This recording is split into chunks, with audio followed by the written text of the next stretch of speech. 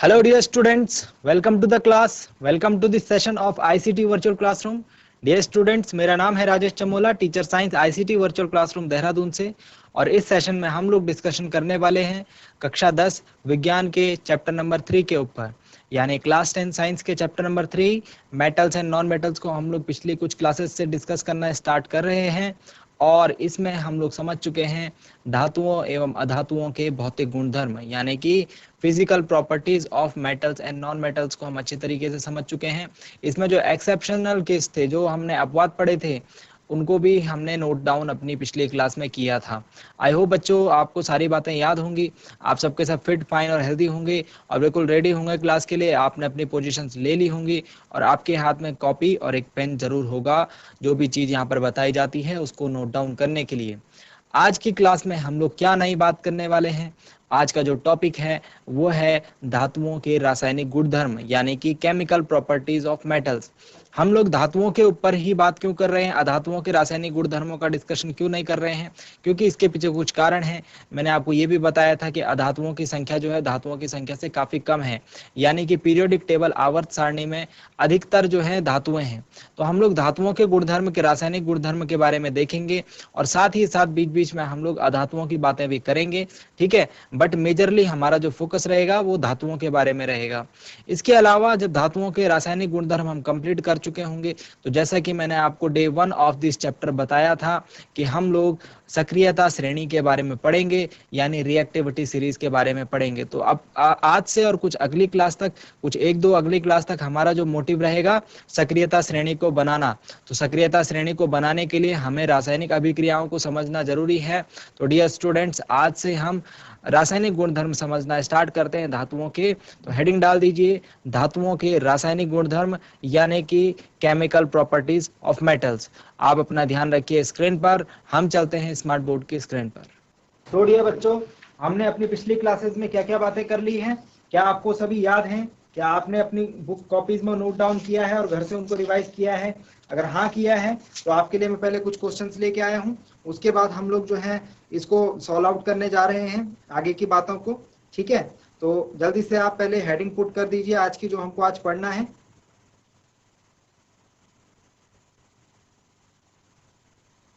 जल्दी से आप इस चीज की हेडिंग नोट डाउन कर लीजिए बच्चों।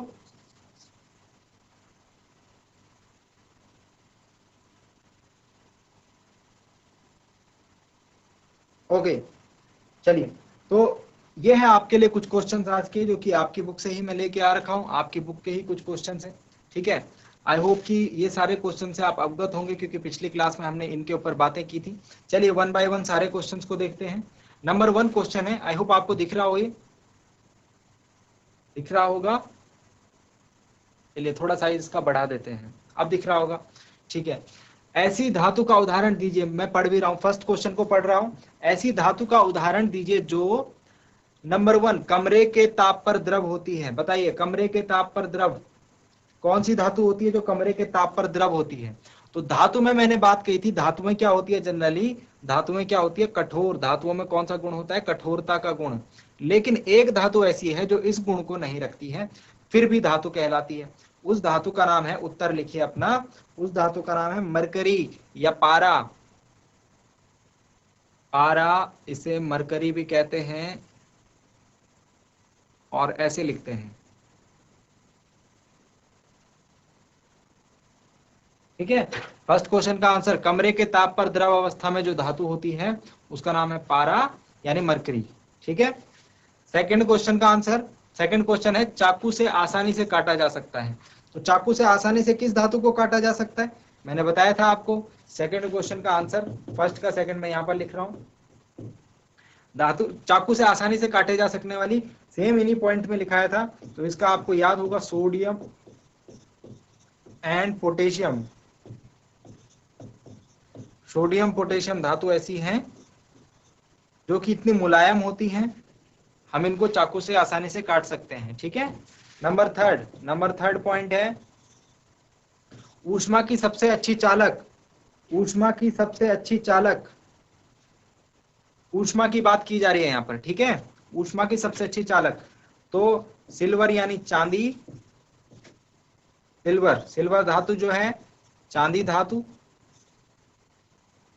और इसके अलावा गोल्ड सोना।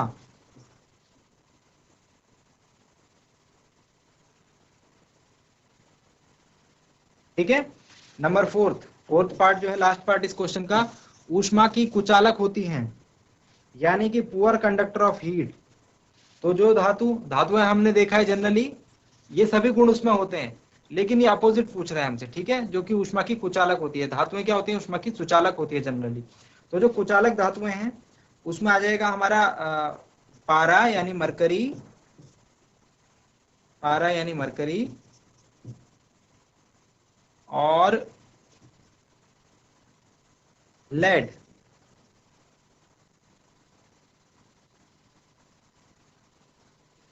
लेड, ठीक है, पारा, मरकरी और लेड। ओके, नोट डाउन कर लीजिए इन बातों को, नोट डाउन कर लीजिए इन बातों को।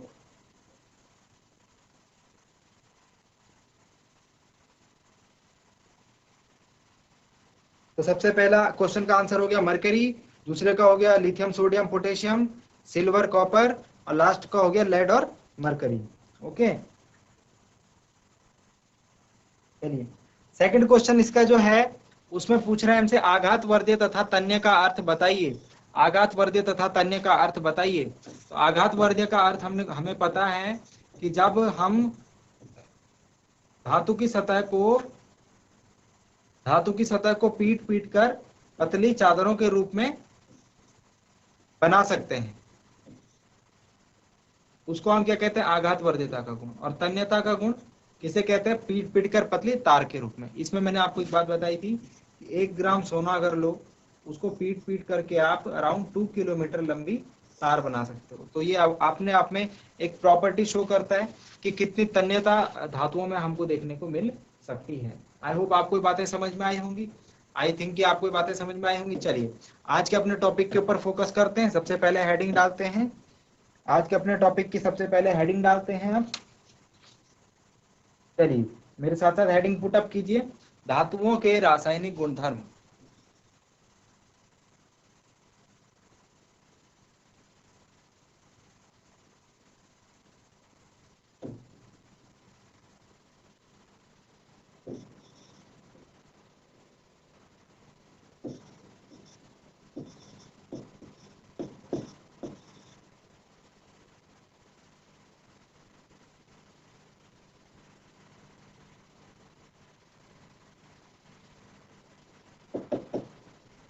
धातुओं के रासायनिक गुणधर्म।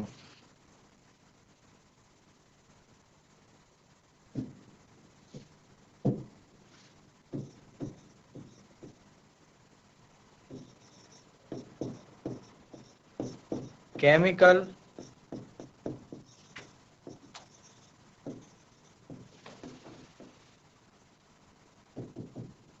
Properties of metals. धातुओं के रासायनिक गुणधर्म, केमिकल प्रॉपर्टीज ऑफ मेटल्स। चलिए हेडिंग हमने पुट अप कर ली है। अब इसमें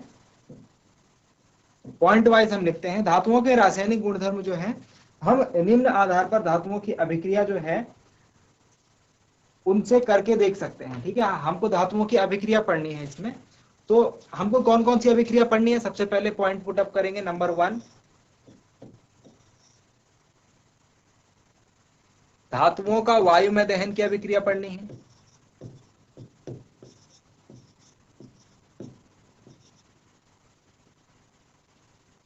नंबर टू लिखिए इसको, सभी लिखिए, फिर 1 बाय 1 डिस्कस करना स्टार्ट करते हैं।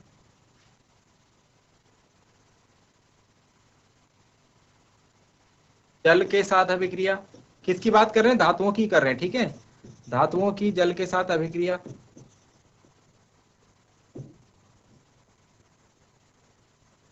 नंबर 3,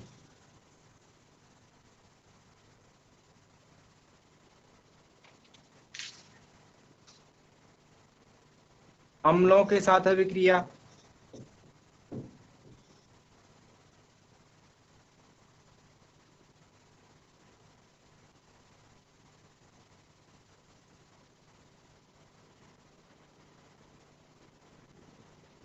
एंड नंबर फोर्थ,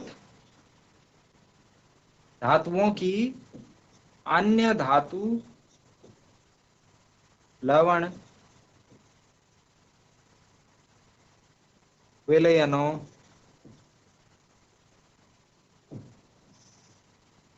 से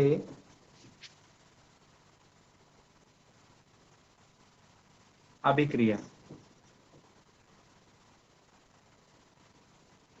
वायु में दहन का मतलब क्या होगा बच्चों? वायु में दहन तो हम बोल रहे हैं, इसका मतलब आप लेकर के चलना ऑक्सीजन के साथ अभिक्रिया।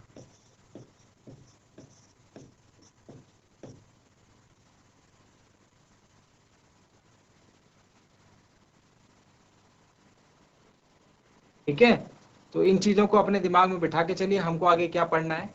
और जब हम ये चारों पढ़ लेंगे, ये चारों प्रकार की अभिक्रियाओं को हम पढ़ लेंगे, तो लास्ट में हमारे पास होगी एक श्रेणी जिसका नाम है सक्रियता श्रेणी। आइए वन बाय वन डिस्कस करना स्टार्ट करते हैं। केमिकल प्रॉपर्टीज ऑफ मेटल्स, यानी धातुओं के रासायनिक गुणधर्म, जिसमें कि नंबर 1 पॉइंट पर हम लोग समझ रहे हैं धातुओं का वायु में दहन।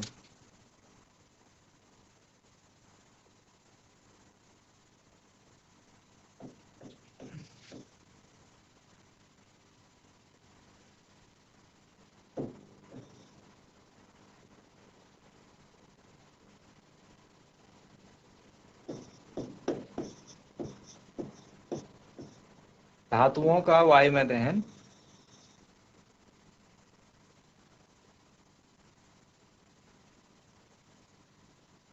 और इसका क्या मतलब बताया आपको?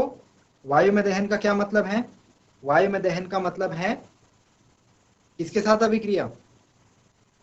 ऑक्सीजन के साथ। ठीक है, तो ये भी लिख सकते हैं आप, ऑक्सीजन के साथ अभिक्रिया। और धातुओं का वायु में दहन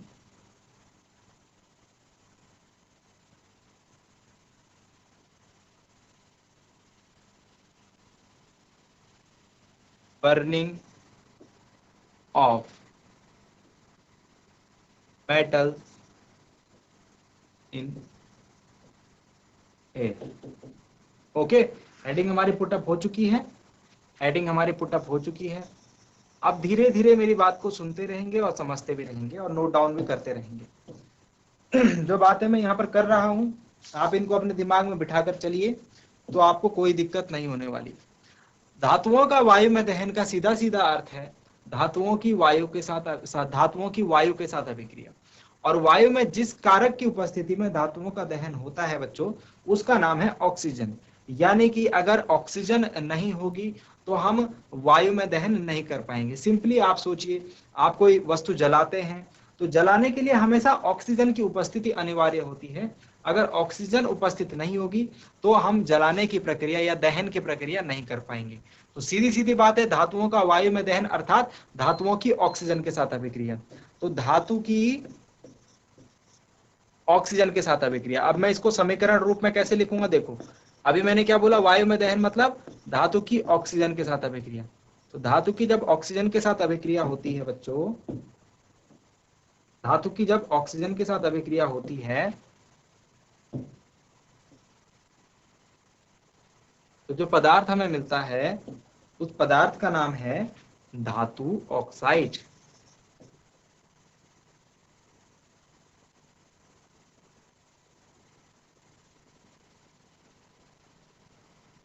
ठीक है, ये तो हो गई हमारी अभिक्रिया। इसको आप बॉक्स में बंद कर लीजिए अच्छे से, और इसको बिल्कुल याद कर लीजिए आप कि ये इस अभिक्रिया में ऐसा काम होना है। अब इसके उदाहरण से समझेंगे कि आगे बात क्या होने वाली है। तो नंबर 1 उदाहरण की हेडिंग डालिए, उदाहरण नंबर 1। सपोज मैं धातु की जगह लेता हूं एक धातु, 3-4 धातुओं का हम यहाँ पे प्रयोग करते हैं बच्चों। सबसे पहले मैं एक धातु ले रहा हूं जिसका नाम है कॉपर प्लस ऑक्सीजन। तो क्या बनेगा बच्चों? धातु प्लस ऑक्सीजन, धातु का ऑक्साइड। यहां पर धातु की जगह कौन है? कॉपर। तो कॉपर का ऑक्साइड बनेगा, यानी कि कॉपर ऑक्साइड।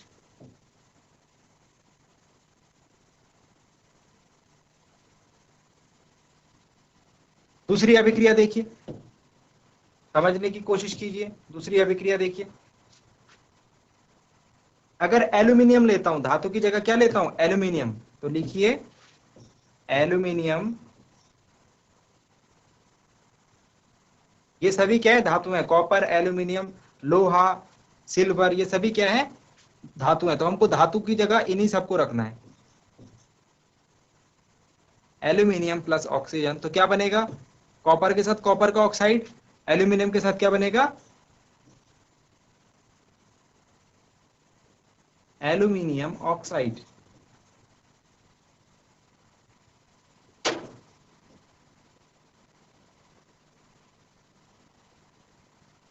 ठीक है, एल्यूमिनियम ऑक्साइड। एक और अभिक्रिया देख लीजिए, अभी आप खुद से बताइए इसमें क्या होगा। नंबर 3 मैं एक और धातु ले रहा हूं,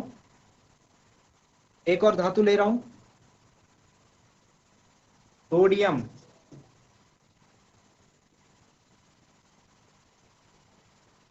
प्लस ऑक्सीजन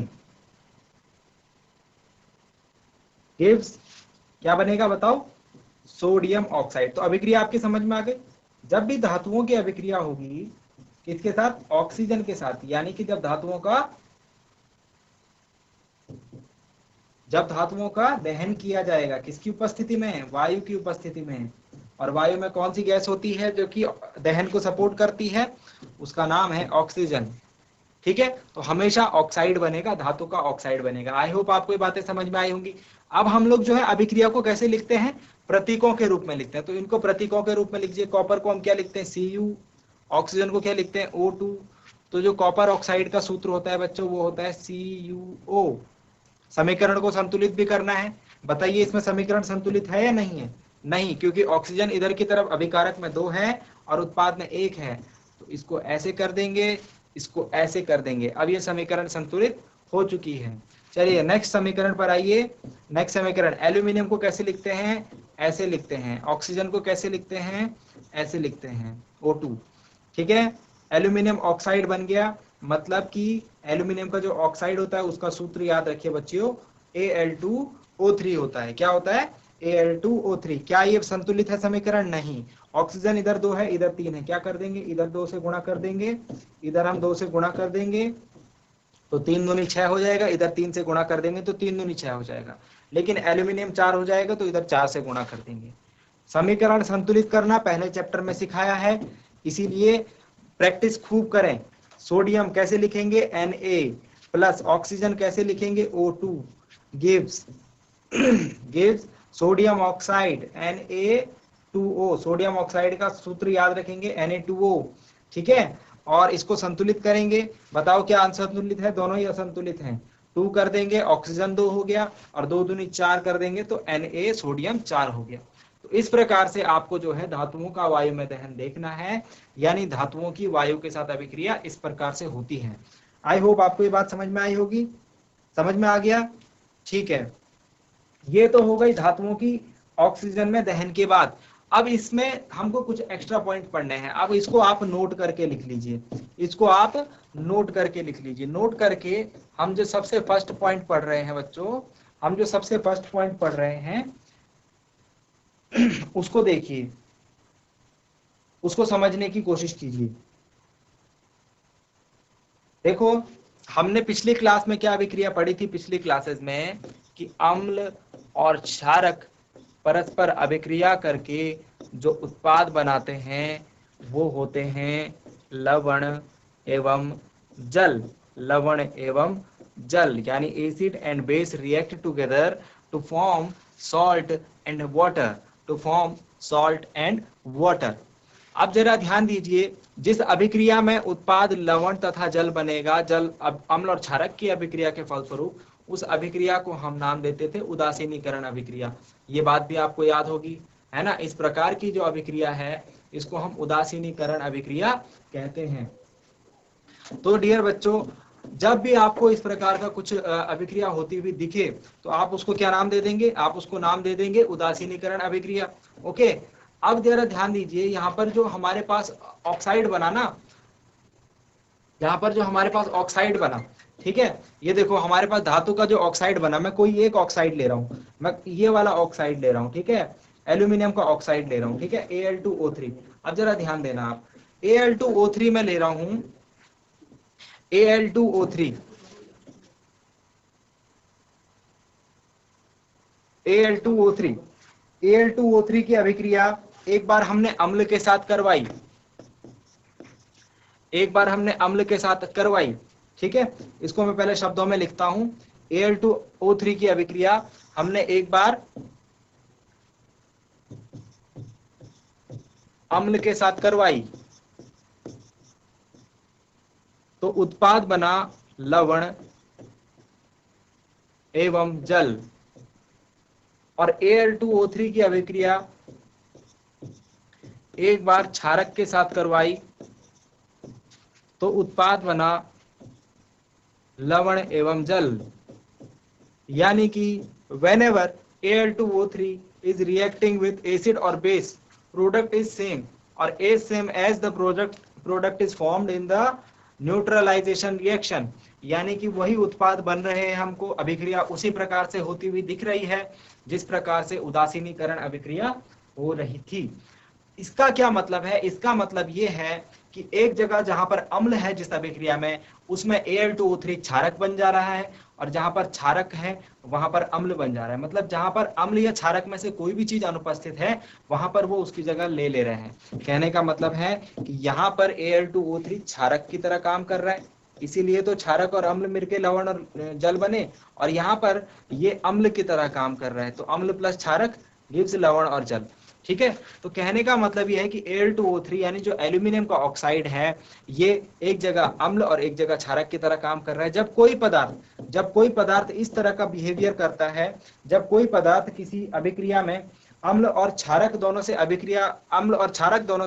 अभिक्रिया करके लवण एवं जल उत्पाद के रूप में देते हैं, तो ऐसे पदार्थों को, ऐसे ऑक्साइडों को, ऐसे धातु ऑक्साइडों को हम नाम देते हैं उभयधर्मी ऑक्साइड। उभयधर्मी ऑक्साइड,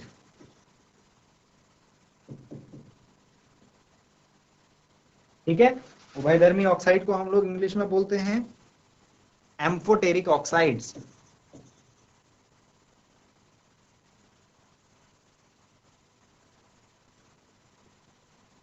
एम्फोटेरिक ऑक्साइड्स, तो दैट मीन्स कि aluminium oxide is amphoteric oxide. और जो धातु ऑक्साइड जो हैं, जो धातु ऑक्साइड ऐसा काम करेंगे उनको हम उभयधर्मी ऑक्साइड बोलेंगे। चलिए इन अभिक्रियाओं को हम लोग प्रतीकों के रूप में लिखते हैं। अम्ल की जगह कोई अम्ल का प्रयोग कर देते हैं। अम्ल की जगह जैसे HCl अम्ल है, हाइड्रोक्लोरिक अम्ल। तो जो लवण और जल बनते हैं उत्पाद में, जो जल का तो आपको सूत्र पता है H2O, ठीक है।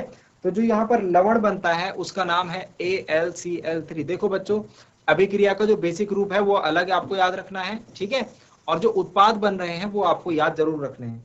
और जो यहाँ पर उत्पाद बनता है, अगर हम यहाँ पर NaOH ले रहे हैं, यानी क्षारक की जगह हम सोडियम हाइड्रोक्साइड ले रहे हैं, तो जो उत्पाद बनता है सोडियम एल्यूमिनेट बनता है, सोडियम एल्यूमिनेट, और इसका सूत्र होता है NaAlO2।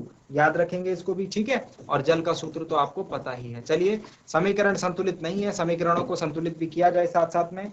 तो यहाँ पर मैं देख रहा हूँ अगर 6 में लगा दूं तो इधर ये समीकरण संतुलित हो जाएगी, ठीक है, 3H2O, और इसके साथ साथ मुझे यहाँ पर 2 भी लिखना पड़ेगा, ठीक है।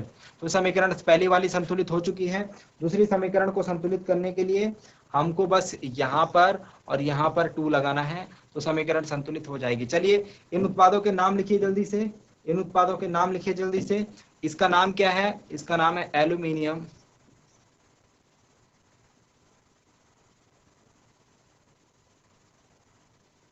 क्लोराइड, और इस उत्पाद का नाम क्या है? सोडियम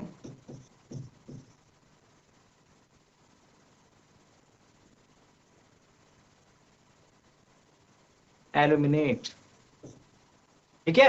तो ये बात ध्यान रखेंगे आप, इन उत्पादों का आप नाम याद रखेंगे, ठीक है। और जो अभिक्रिया मैंने बताई उभयधर्मी ऑक्साइड की, उसे भी याद रखेंगे। चलिए उभयधर्मी ऑक्साइड में लिखिए, उभयधर्मी ऑक्साइड में लिखिए एक चीज, ऐसे कौन से पदार्थ हैं? ऐसे धातु ऑक्साइड। अरे भाई, एल्यूमिनियम ऑक्साइड हमने कहां से लिया उदाहरण? धातु ऑक्साइड बना था ना पीछे, वहीं से तो लिया। तो ऐसे धातु ऑक्साइड जो अम्ल तथा जो अम्ल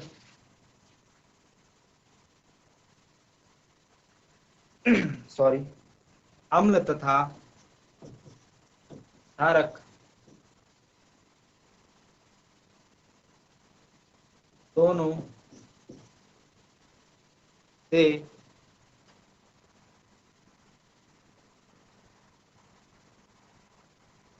अभिक्रिया करके लवण तथा जल प्रदान करते हैं।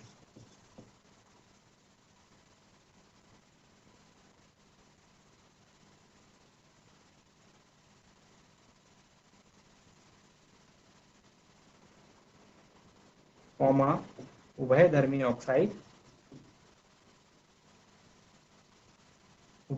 ऑक्साइड कहलाते हैं।